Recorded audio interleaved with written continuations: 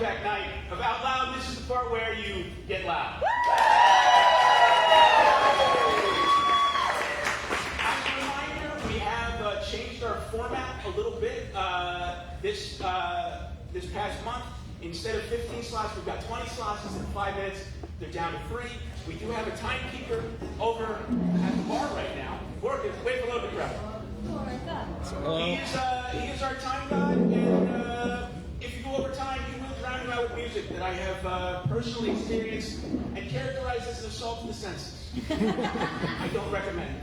As another point of word, people were great about this month, but we do ask that you don't get here earlier than 5:45, just so our phenomenal bartender has a chance to set up, get the night going. You know, we don't want to stress them out. Other things, content warnings. This is supposed to be an all ages kind of thing, so if you're going to talk about something extremely heavy that you feel like might be deeply upsetting to someone, you know, maybe just give them a warning so they can, you know, do what they need. On top of that, right, my birthday's coming up. Yay! So as I mentioned earlier, there is cake at the end of the bar. That is free for anyone. There's plates and forks. But I do ask that you be respectful of the poets. You know, don't just race up there in the middle of someone's set. Next time you're at the bar, getting a refill, you know, maybe slide down there, get some dessert. I'd love to celebrate with you guys. So without further ado, I'm going to do something I should have done 5 minutes ago. And grab the sign-up list.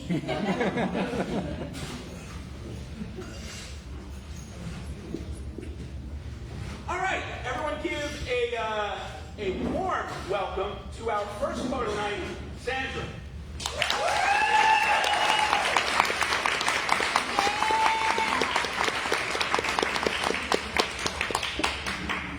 We wanted to go first. I like going first. And this is called I Can Write. I can't do anything about my noisy neighbor. He's morbidly overweight, and it wouldn't be my concern except he works late, and the stairs creak like hyenas at 3 a.m. But who am I? He works late. So I take my cue to make a cup of chamomile tea, watching the honey drip in slowly until it's time for us to catch some seeds. I can't do anything about my crooked tooth. Well, I could spend the remainder of my life savings, which consists of that hefty 4-digit sum, and contribute to my dentist vacation fund so I can look pretty. But why? And for who? It doesn't compute. So that's a no on the crooked tooth. I can't do anything about the fact that my parents are not in my life, or how my heart is forever dented with the weight of admitting that I don't wish to work. I can't do anything to change the fact that my body will one day in the not so far away future expire. Numerically, I have more yesterdays than tomorrows to count. Sometimes I'm okay with it, sometimes not so much. I'm not done with living, I say. Translation, I'm not even sure I've started. I'm still putting the puzzle together. People, mostly, are the pieces that don't fit. I can't do much but watch and match what I feel with what I know. I observe patterns and idiosyncrasies, then make mental notes, or meditate, or just laugh, like a hyena, I suppose. I can't do anything about the undeniable reality that our earth is burning and flooding and raging and changing, and I can't say that I blame it. I'd call it self-defense. The earth is innocent. I can't do anything about loving people who don't love me back. I can't do anything about the people who don't like me because I'm different from them. I can't do anything about the apocalypse we're living in, or how the end of the world has started and it's marking new beginnings. I can't do anything about the tremendous suffering, and I want to scream when I think of a child being abused.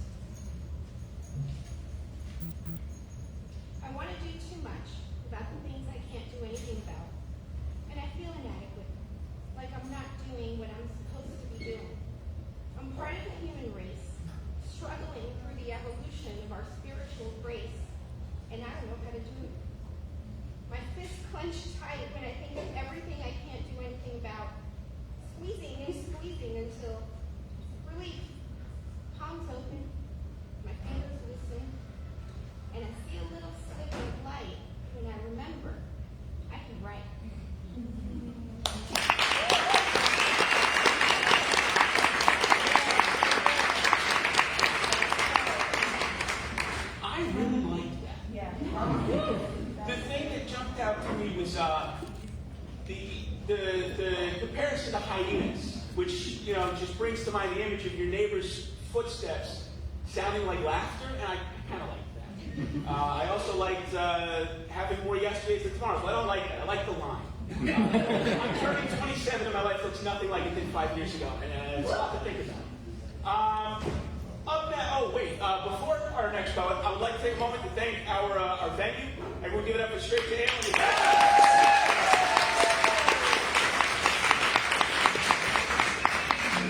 Please remember to tip your bartender at the end of the night. They're working hard. And up next, we've got Griffin. Give it up.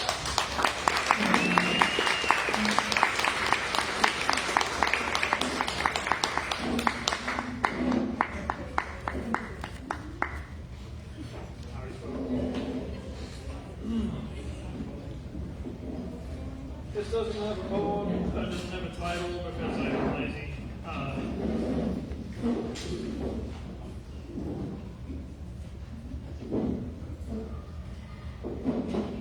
Fleeing from fears I couldn't resist, one forlorn horn I set sail.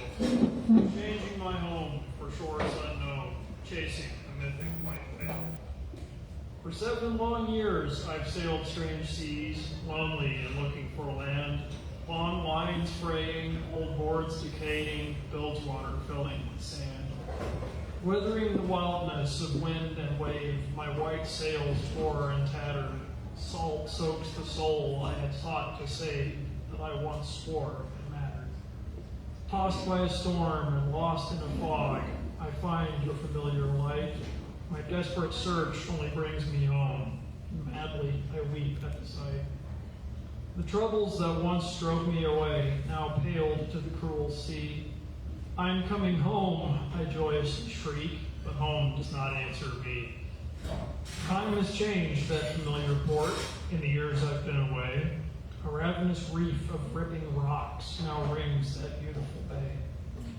The barnacled hull splits asunder, gutted from bow to keel, and the captain goes down with his ship, broken and lashed to the wheel.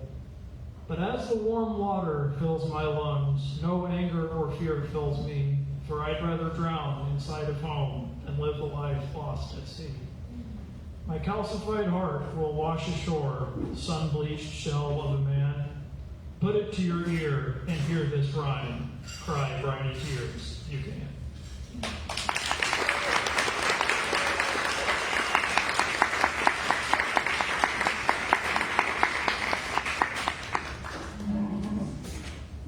What a poem. Thanks again to Griffin. Give it up for him. And just the idea of calcified heart, like blending in with seashells. Gorgeous. I love it. Once you've tipped your bartender, if your pockets are still too heavy, there is a bucket over here on this table. It's got geese on it. It's we take donations. We're a non-profit, which means what it says. So any donations are greatly appreciated. And up next, give it up for Al Wolf.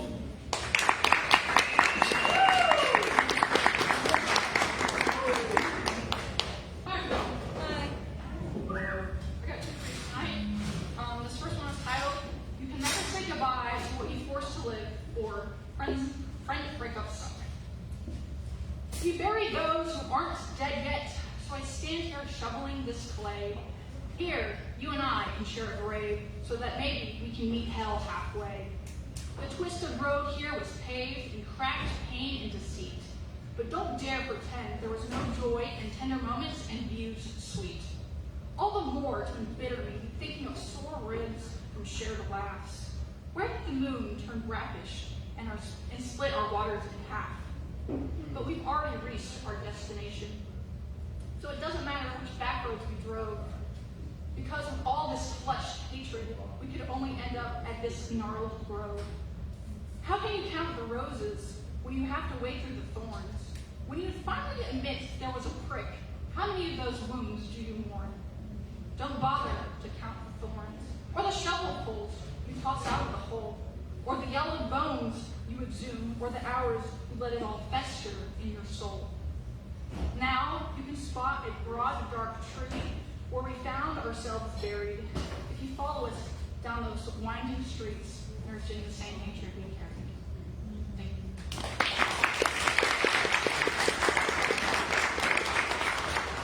The second one is titled A Plea to Prometheus, and whoever suggested I write it, I am an intimidator. Thank you, and I hate you. A Plea to Prometheus. Oh, Prometheus, please hear my vain plea. Homunculi stalk throughout my hometown. I can see them leaking smoke from their mouths. With no fire inside, all smolder, no coals. Their clay cracking, crumbling as they wander. I feel the flames start to die within me, and my matter is beginning to shift. I tried reigniting inner tinders, maybe set a blaze of final beauty. I fear it's already burned away to ash, as I'm choking on smoky shame, cold and thick. There's no inhaling what must come out. So, great beak of fire, I ask that you steal embers just one final time, so my dust may return to the earth and from it grow a fruit sweeter than my words ever offered. Thank you.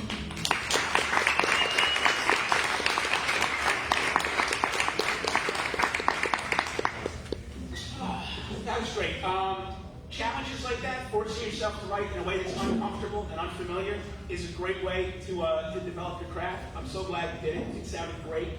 I want to point out that somehow there are still 3 open spots on this sign-up sheet. If you hear something that is moving your heart and you change your mind and you want to perform, you can always find me in that corner. I'll put your name on there right towards the end, and you'll get your chance to land it. But up next, please give a warm welcome to Anna. Woo.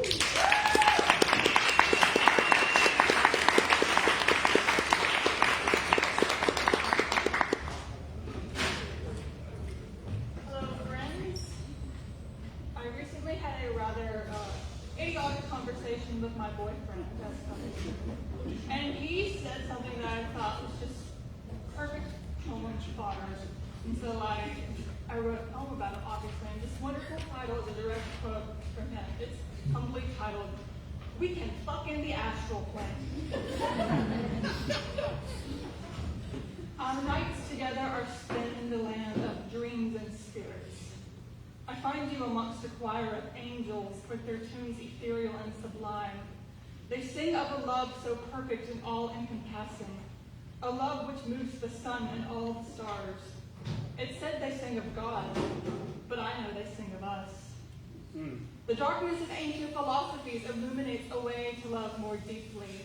Every part of you within me, and I within you. Life and death, everything and nothing. In soft is the culmination of our union, where we create our own infinitudes. Like those spirits of the air, we are not bound to this plane.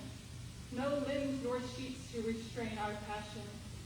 Together we discover the sensuality of sacred geometry, the holiness and divinity of 2 bodies' relative positions. The planet Venus burns with our desire. The lover sphere is sanctified by us.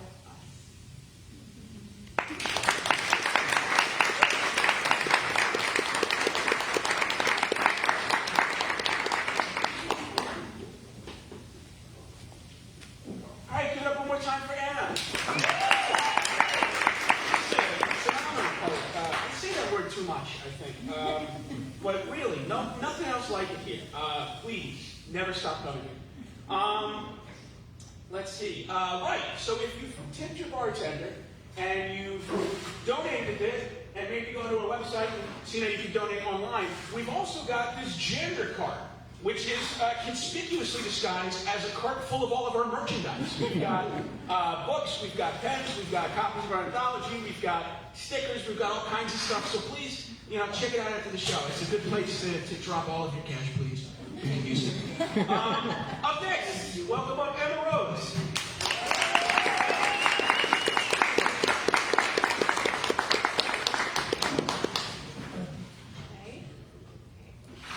Mine's titled Mary's Love. Rusty nails pierced through the feet that once kicked you from within. Did you curse God when the sentence was given and the voices rose around in unison? A 14-year-old girl's gift, stripped and regifted for those who love him. Your love wrapped him in linen, laid him in hay, and then a tomb. 3,000-year-old prophecy fulfilled. Did your Judeo faith rip from you when the whip cracked against his skin? Mary didn't raise her son for martyrdom. But don't you know? The patriarchy makes the decisions for wombs. Your village viewed you as a whore, a child's body growing deity, the power dynamics heavens above you, men making decisions for your life to continue. Did the slurs follow you home as you raised God's son? Joseph, a saint to shelter you, Almighty Father wasn't concerned with the impracticality of immaculate conception. Small town Nazareth gossips whisper, when at 33 he returns, with God's words on his lips. Did you watch the backs turn on him and sigh in relief that their hands didn't hold rocks this time? You listened to his dreams, a better world, poor fed, forgiveness given freely. When the adulterous woman lay prostrate at his feet, was it your story, your words in his head? Did you remember the stones that dropped for you? His love was maternal. His love was yours, Mary.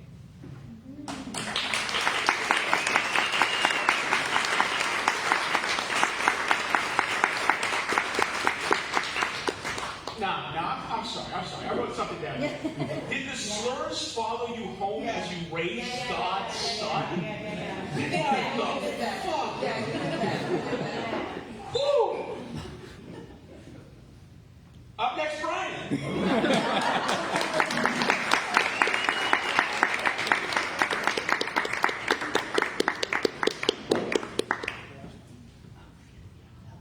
All right. This first one is a haiku. It's called The Alabama Strategy.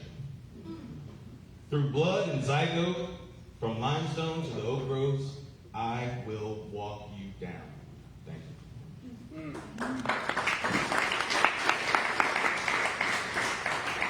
All right, this is a poem. It's called Terminal Velocity.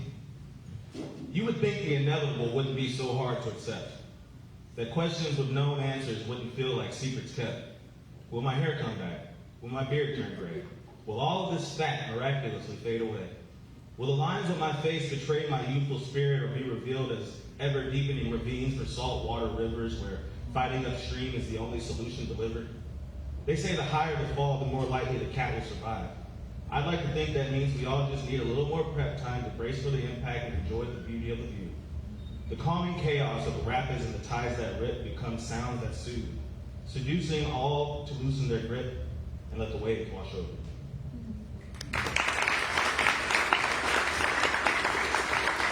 All right. This last one is a verse from a song I wrote, also called Terminal Velocity. Further falling from Father's arms, I'm appallingly blown apart as this world picks my bones apart. I let darkness consume me. I just want to make movies in my head of reality.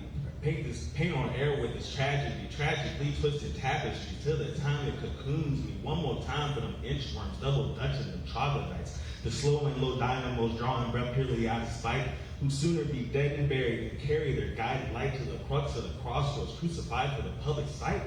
I used to pray for rock bottom. Now I sketch scenes of my dreams into the seams of my jeans and struck that ass like a model, right on past all the false shepherds, the face-eating lepers.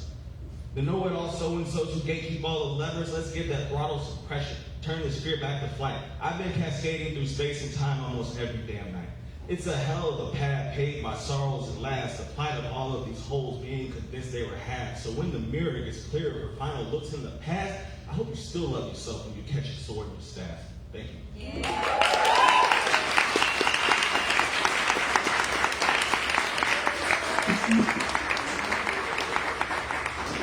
If you figure out that part about fat miraculously fading away, give me a buzz, and maybe I can strut my ass like a model.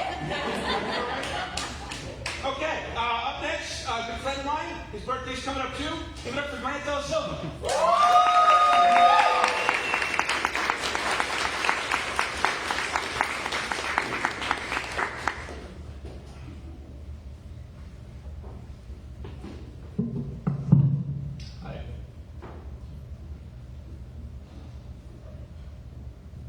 met a dreamer in the wilderness who wandered through the desert some 100 years or more, searching for some scrap of certitude among the barren wellsprings of auspicion.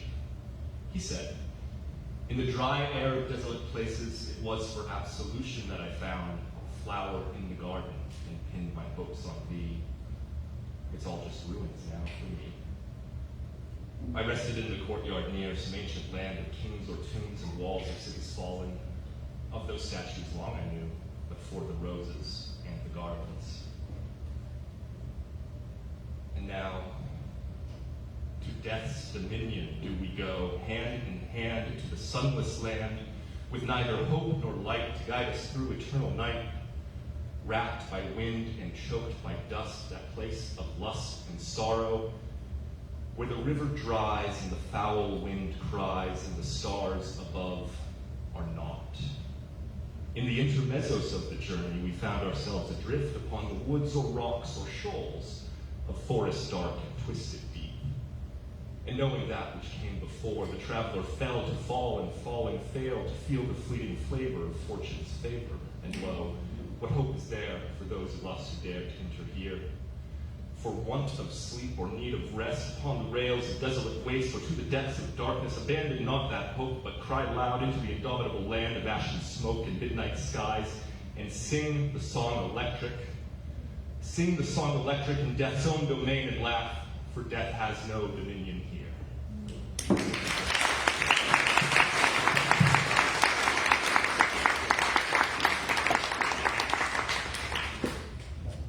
What I love about Grant's poetry is that it's like a free monthly edition box.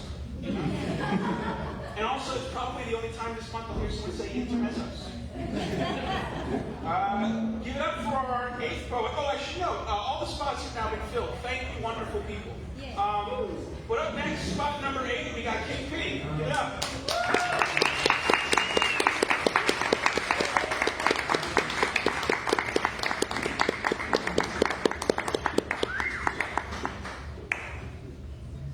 Hello. I'm KP Star. I went through a epiphany the other day and wrote this, and it's my best work, I think. Hope you like it. The world's a minefield. Walking through a minefield, every step I take, explosion. My skin is bruised, my muscles torn, my bones are broken. Yet I stagger forward. Another hit, my ears ring, my breath ragged, my heart pounding. Another step, my body groans in agony. Still I move forward. Someday someone will accept me. Someday I'll be loved. So many eyes are upon me, whispering all around. Another step, another explosion.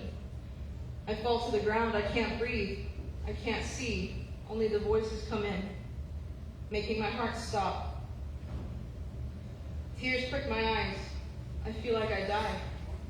Suddenly the world shifts. Do you trust me? A new voice echoes. My eyes open. It's you, like I'm looking in a mirror. Myself reaching out to me. Slowly I take her hand and I get up. The world's still a minefield, but it seems distant. No more flashes of light blinding. I see a safe path through the minefield. Together with myself, I make my way. I am enough. I can do this. Be myself. Be stronger. Make my own way and be satisfied. Thank you.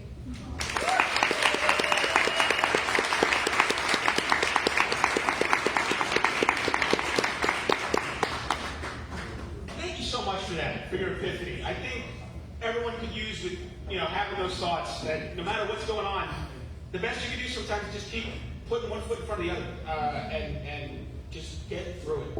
Up next, please give a very warm welcome for first-time reader Katie Blackburn.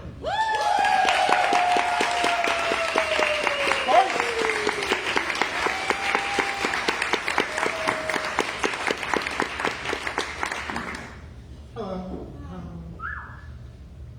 This has a small content warning for emotional abuse. Dear Mom, I don't know where to start about how wonderful the past 2 months have been. I no longer have that. I no longer dread hearing my phone ring. I have been able to have uninterrupted time with my friends and partners, and saving money and having less worries. For so long, I've tried to break the surface, struggling, fighting, straining against the weight shackled to my leg that kept me underwater. Well, I found the key. Turns out it was in my pocket the whole time.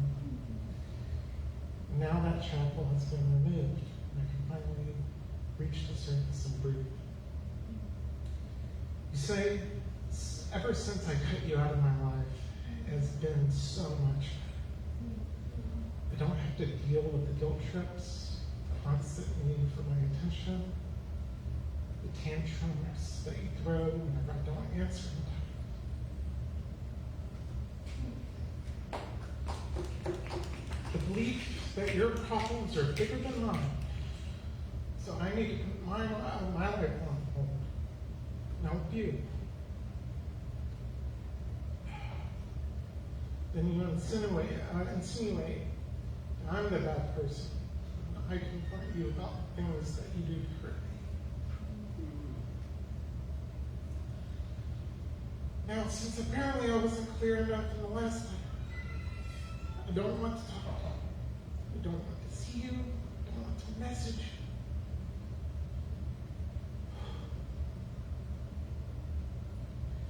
you. No contact means no contact. Ever. Does this end for a day, a year? This is forever. In fact, you will never read this. This is for me. This is for my life. This marks the new chapter of my life.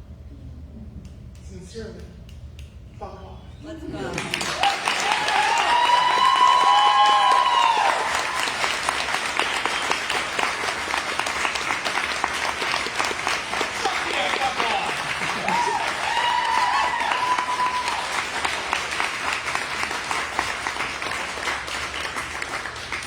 I mean, you can hear it right there, Katie. I didn't have to tell them to give it up for you again. They just went apeshit. Thank you for choosing to be that emotionally vulnerable with us, especially the first time reading. That's tough. And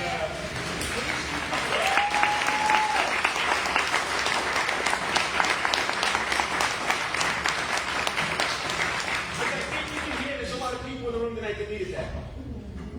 I got nothing else to say. Up next, 10th vote of the night, Matthew Brown. Let's hear it.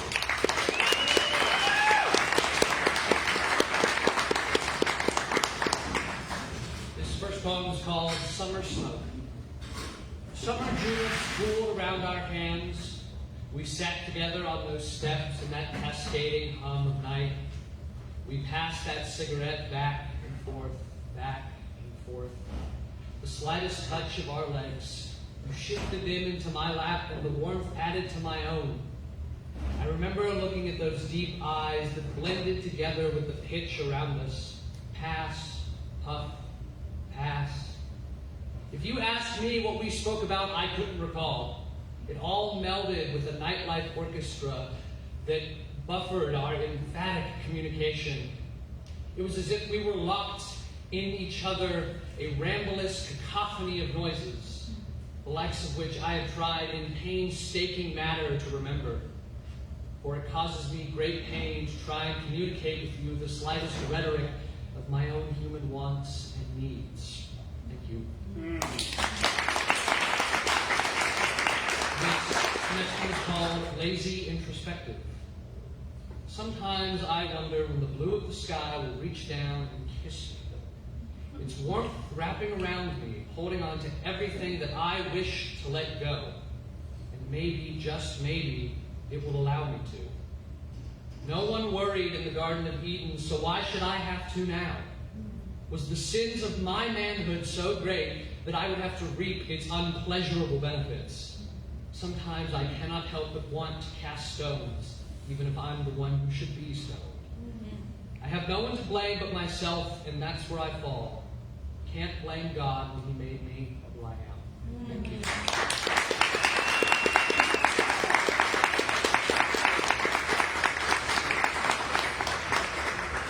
Thank you so much, Matthew. That first poem was, I don't know, it's like say, innocently so, it was beautiful. I really liked that. I don't know how to explain my emotions right now. That was nice. Before we get on to our next poet, we have one more thing for you all to spend money on. We offer membership for $25 a year. You get access to things like our Discord server. We do member meetups. Just the other week, we met up at Interspace and did a bunch of puzzles and brain teasers together. That was fun. Gosh, it's slipping my mind right now. Tell them about the shirts. Right, we get shirts. If you sign up to be a member, you get a t-shirt. It's a beautiful t-shirt. Is anyone wearing them tonight? No, this is old. No, no one can model them? Okay, that's fine. They look really good, though. It's got a big, well, it looks like that, really. That's what it is. Put on your shirt. It's beautiful. And then on top of that, when the anthology comes out, if you come to the release party, you get a little bit of a discount, a little thank you. It's nice. Give it up for your 11th poet of the night, the Dawson Wilson.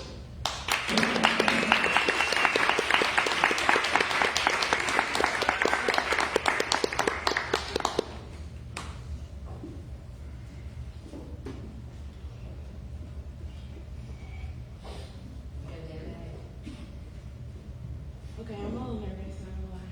You got it.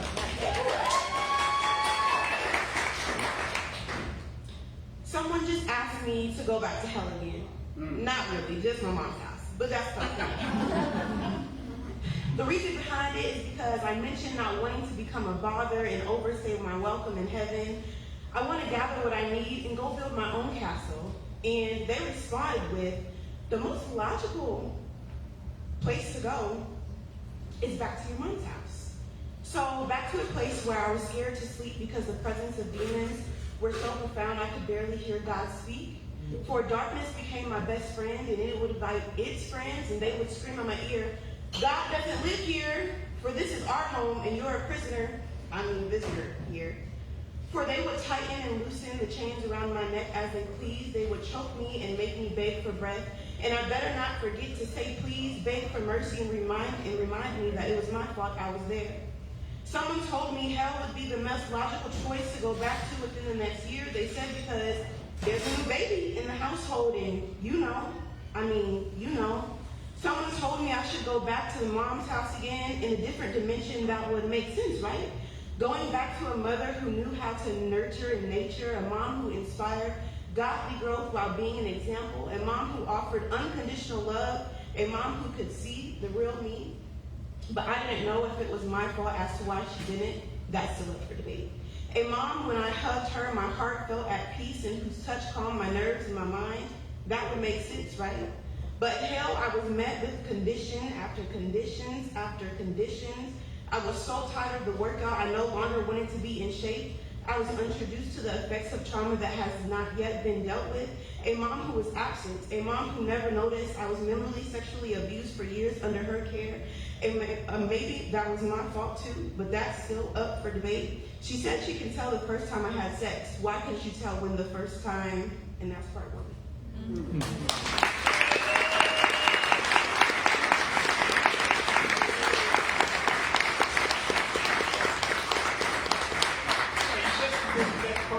Can we expect more parts? The other part was too long, so I couldn't. Oh, okay, wonderful. Excellent. I'd love to get a conclusion. I think you and Katie might have a lot to talk about. Right. Anyway, let's welcome up our next poet, Sarah.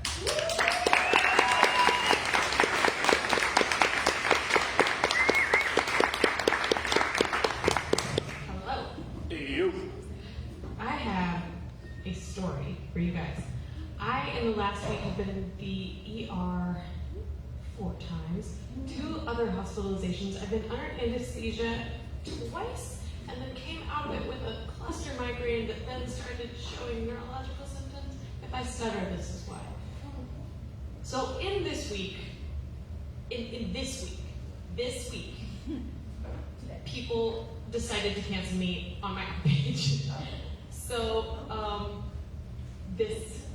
here's to that. My dad sent me to Italy so I wouldn't fall for men like you. I I am not young anymore, but an old man in a red shirt is still calling me, sweetheart, you better give me a good song. I bought your band around. I want to smile and break his fingers and tell him about the time I was 19 and my dad sat me down, told me I had to get laid. Looked him dead in his eye and said, not in Alabama. So he said, how about Italy? The man in the red shirt beckons me. I ignore him the first time, fixing my camera. I slow blink a second time and side eye a third. Sweetheart, camera lady, hey, take your drink. So he sends me to Europe to get laid. I ate so he sends me to Europe to get laid, and I ate so much spaghetti. And sang in alleyways where some queen or that author. I walked down the street to whistling. I drank good wine in underground bars, and when the men asked if I would go home, I said no. I dined in fancy hotels, cried in museums, and sat through lectures on art history. I wrote poetry in the backs of books and the used book stands. I bought art from the painter on the street, and when the stand owner bought me a pastry and asked if I wanted to go back to his flat, I said no. The man in the red shirt asked, do you think you're better than me? I had been ignoring him for some time. I look up, matter of fact, and look down. I do not feel the need to say a word. Yeah. My dad is from Florida, by the way. I did not get laid in Italy at 19. My mother was not. Instead, I lost it watching Howl's Moving Castle on my mother's couch. I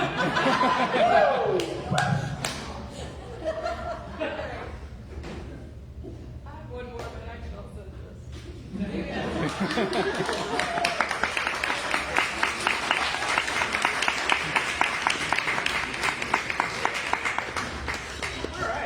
I think that one kind of speaks for itself. We've got very different fathers. Pretty similar mothers, though, from what I can tell. Next up, another first-time poet. Put it together for Melania Lloyd.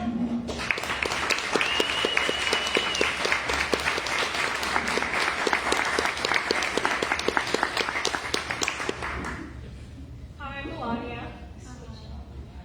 This is called The Tuesday That Changed Me. It's a prose, so it's just talking and writing. I need to be more patient with myself.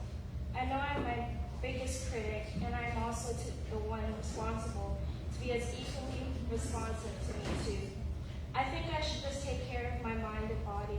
Right now I'm hungry. I don't know. So hungry I no longer want anything at all. My days are currently spent doing nothing, trying to find comfort in solitude within, making something from nothing because I don't want to be nothing. But that's okay too. I need to relieve myself mentally, and I'm not sure how. I can't even allow myself to cry because I don't have a reason to. My constant thoughts are just to find the end. There is no in-between. I'm not sure what this in-between should be, or even if it's worth finding an answer for. I used to think that I was troubled. No one knows me but me mentally.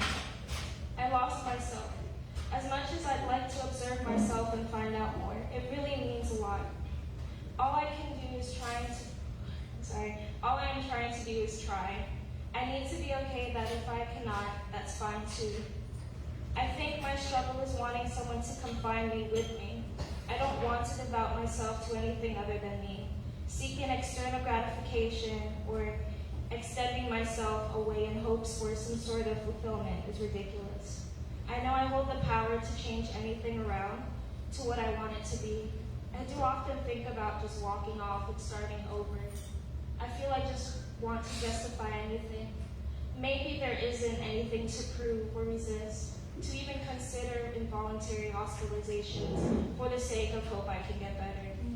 I'm not sure why I think I need or want someone to take care of me because I can't even do it for myself.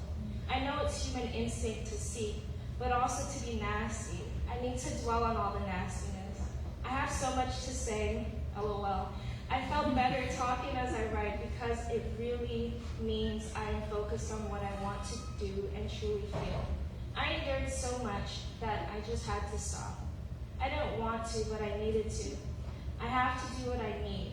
I keep ignoring myself especially. My body will literally secrete what needs to come out. I don't know why I would not listen to myself. I literally did not understand. My words are very meaningful as much as they are to others. They mean so much more to me. I feel I just need the allotment, no supervision, but just to know that all of me is all I got. I should not be so quick to jump to the next word or hour. All of what I need is in front of me. Yeah.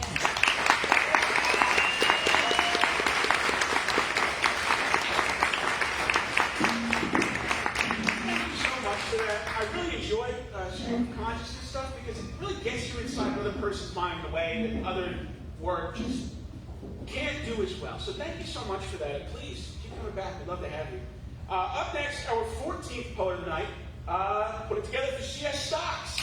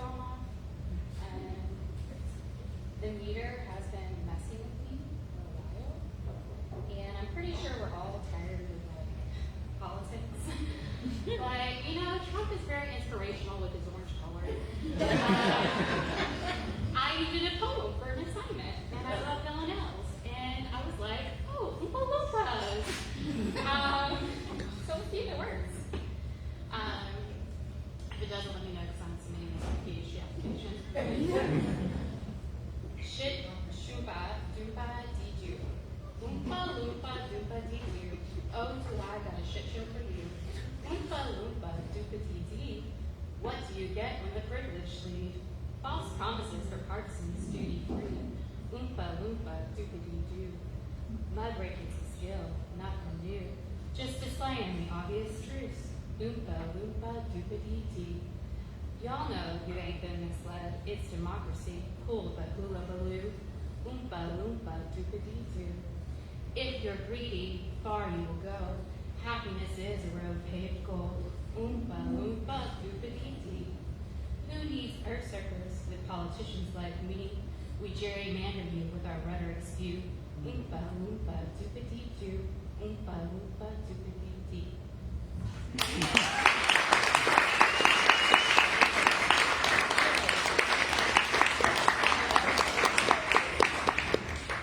Sorry, you said you were submitting that as part of a document? Yeah, creative writing. That's incredible. I really hope I get a chance to introduce Dr. Stock to you. Good luck. Up next, please give a warm welcome to Maya Webster.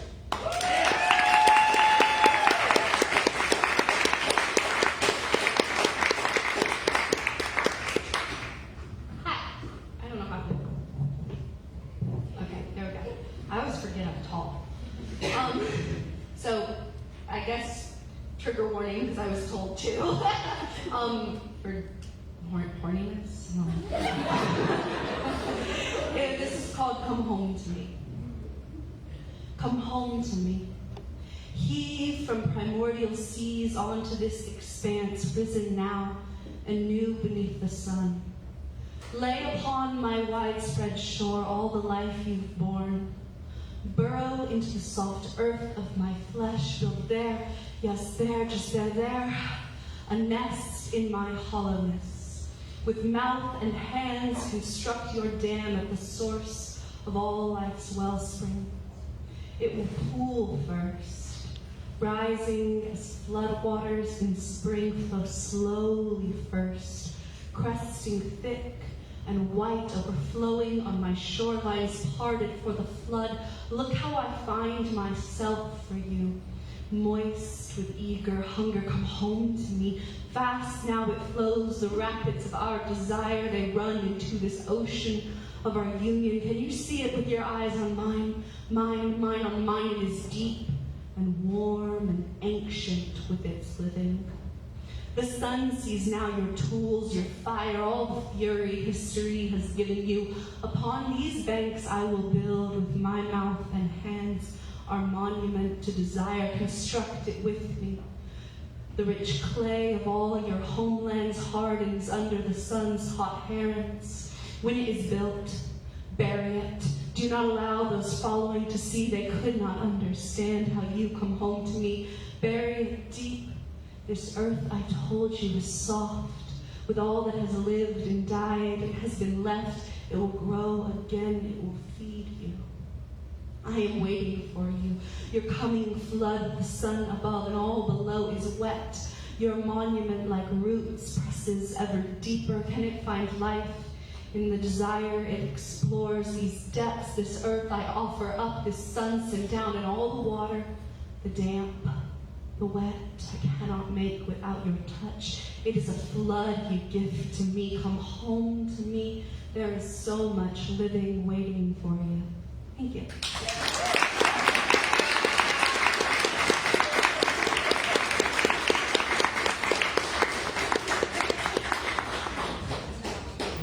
I was doing some frankly feverish transcription. And I think the two that I got down were construct your dam at the source of life's wellspring, and it is soft with all that has lived and died.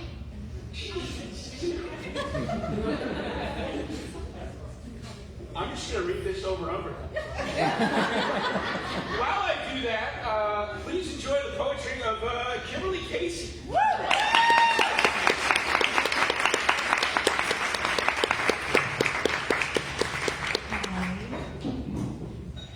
New poem. Good shit.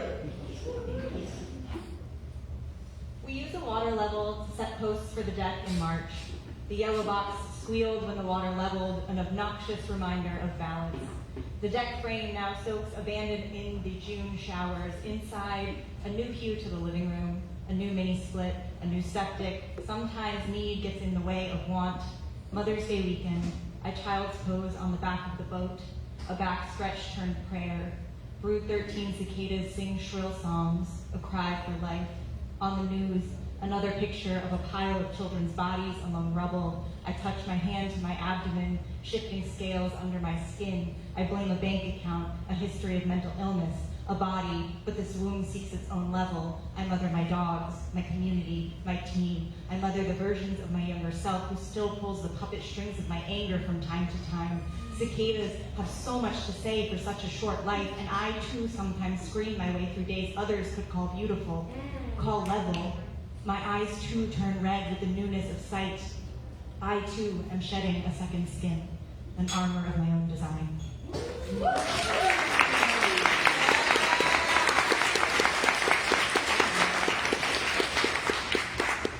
This is titled Wilderness Instinct.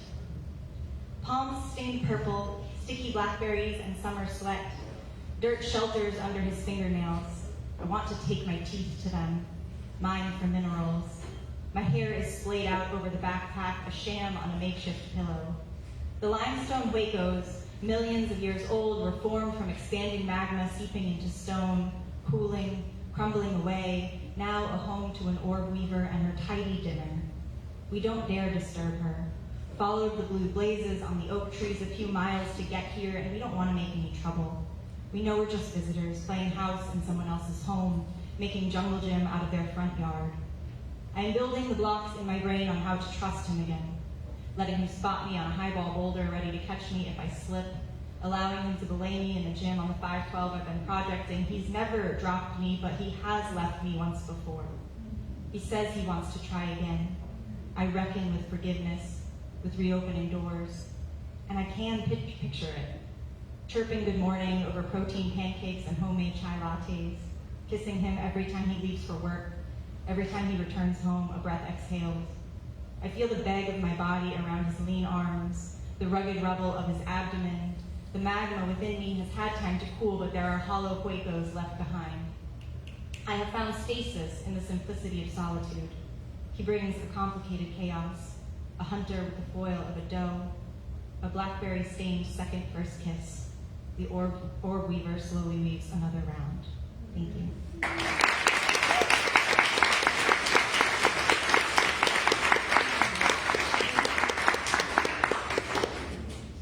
Thank you so much, as always, Kimberly. I, too, often find myself screaming through days others would call beautiful. The desire to chew the dirt out from under someone's fingernails, though, not... that one didn't hit me. I still didn't work it, though. Up next, so our next instance of this open mic will be August 18th. But immediately before that, there will be an event going on at the Orion. And we have Felicia Taylor here to say some words about it and read you an excerpt from a book she brought, of which there are free copies lying around, I've been told, if anyone finds it deeply intriguing. So please give it up for Felicia Taylor. Thank you, Kimberly. I work at Calhoun Community College, and this is the book, Disability Visibility. It is a group of essays of people telling their personal stories of their disability. And I have been charged with the open mic for our kickoff event on October 18th, finding wonderful poets to come and share a piece of your work. I'd love for you to do that. So if you're interested, see me afterwards. I'll give you a book and tell you how to sign up, okay, for our open mic that night. Let me give you just a taste of this book. It's amazing, guys. And the excerpt I'm going to read is from Elsa Johnson, How to Make a Paper Crane from Rage. My rage is supposed to be small, manageable, pretty. I'm supposed to fold it down, make it into something to consume, like an origami crane or a perfectly hand-dipped candle. I'm a disabled woman. I've learned to suppress, to fold, to disappear. When I fold down my rage, I fold down myself. I make myself smaller, prettier, easier to consume. But I'm not easy to consume. I'm a deaf-blind woman, and I am angry at the world. I am angry because I live in a world that does not see me as capable. I am angry I live in a world where I'm expected to sit down and be quiet. I am angry because I'm a queer woman, and I have been given the gift of generational trauma in the form of homophobia. I am angry because of the world. I want to sit back and let someone else take the wheel, and I've never been that kind of girl.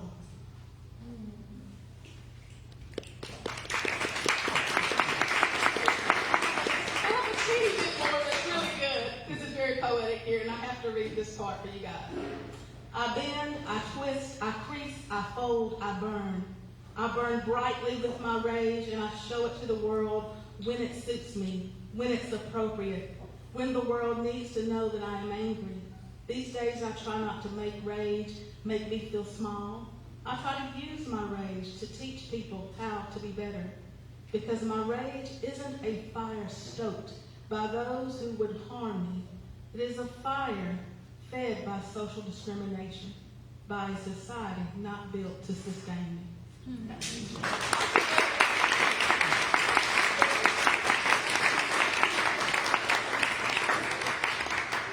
So again, if you found any of that of even the slightest interest, please talk to Felicia after the show, get some more information about the event, about what's going to be going on, and to pick up a free copy of the book. It sounds like a pretty good read.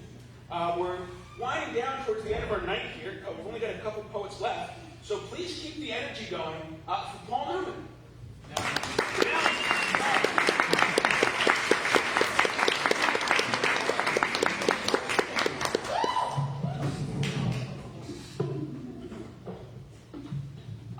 I wanted to have something newer set up for this week, but my Latin was rustier than I thought it was. That's a joke, isn't it? All right. This is called Good Jobs. Finally, after 6 months without work, I've got a job at a factory. It does not use my bachelor's of arts or my bachelor's of science, but it does use my fingers, ears, eyes, and lungs. fingers which are nipped at by tape guns and dance around 9,000-pound presses, ears which must listen for beeping forklifts and shrieking sanding belts, eyes which must read the instructions at hand and watch for anything that may fall or fly towards me, and lungs which must rebind oxygen to hemoglobin in my bluing blood. Even in air thick with degreasing solvents. Unsolicited, I am told by a retiree I can get a better job with the same wage, working at the commissary grocery stores on the Arsenal. Here's the thing. I can wear gloves, earplugs, goggles, and a respirator to protect myself from a bad day at this job. There is nothing I can wear to protect me from a dear customer who has decided to make my day worse. That's all I have. Thank you very much.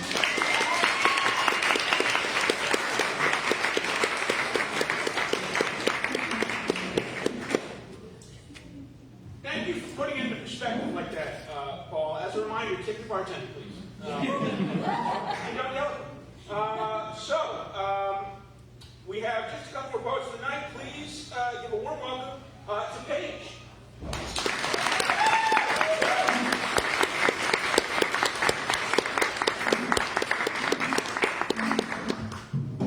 Hey, a long time since I've done one of these.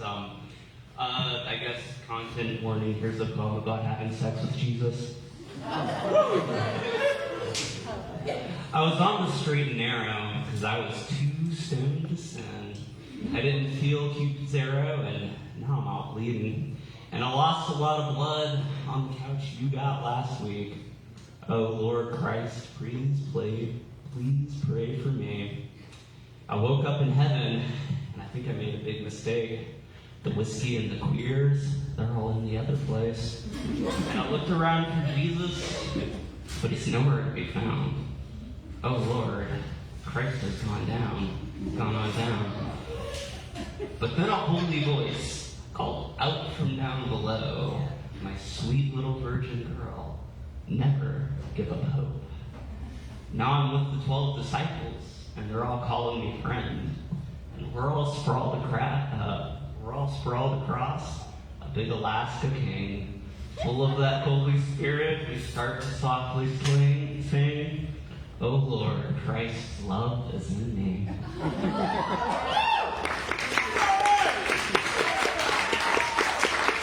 And do I have time for another one? Yeah, you got 2 minutes. Okay. This is a love poem for my girlfriend Katie that I wrote like 6 months ago. It's pretty short. I dance to your rhythm, my dear. I tap out your heartbeats with my shoe while I'm waiting in the hall. I swing my hips to the beat of your footsteps as I follow you through the supermarket. I shake my hands to your flashing neurons on the concrete dance floor. And when this wild dance is over, I want to step in time with you, hand in hand, into the fearsome night. Thank you.